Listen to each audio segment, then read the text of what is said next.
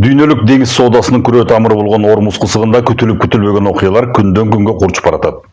Ирандын Ислам революциясынын сакчылар корпусунун аскердик операциясынын алкагында Панаманын желеги астындагы МСC Франческа жана Либериянын желеги астындагы Эпаминондас кемелери күч менен барымтага алынды.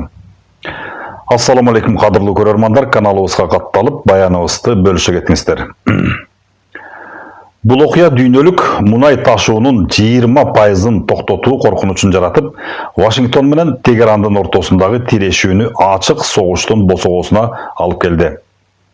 Бул критикалык кырдаалда Ирандын расмий жетекчилиги кечээ күнү бирдиктүү позициясын жарыялады. Президент Мазут Пезешкиян өзүнүн X социалдык тармагындагы баракчасында өлкө ичинде эч кандай ажырым жок экендигин, бардык стратегиялык чечимдер бирдиктүү кабыл алынарын билдирди.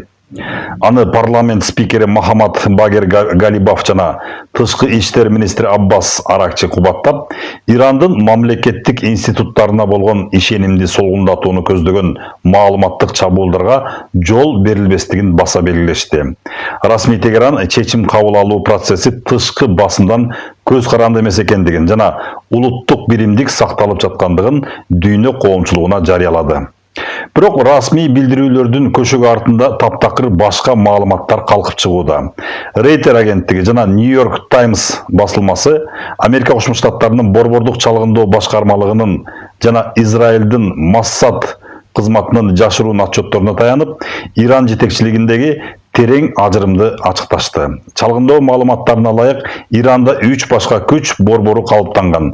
Биринчиден, Ислам революциясынын сакчылар корпусунун генералдары учурда өлкөнүн иш жүзүндөгү кожоюндарына айланды.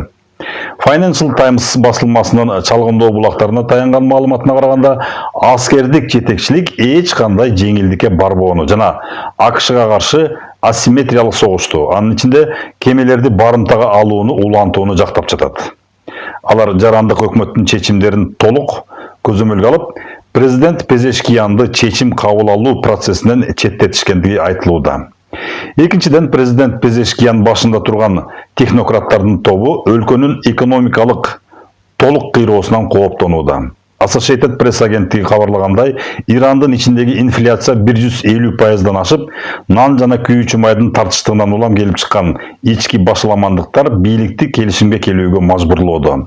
Пезешкияндын тобу Трамптын шарттарын кабыл алуу аркылуу режимди сактап калууну көздөсө, аскердик канат муну чыккынчылык катары баалап жатат. Үчүнчүдөн, жаңы жогорку лидер Моштаба Хаменейинин тагдыры бүдөмүк бойдон калууда.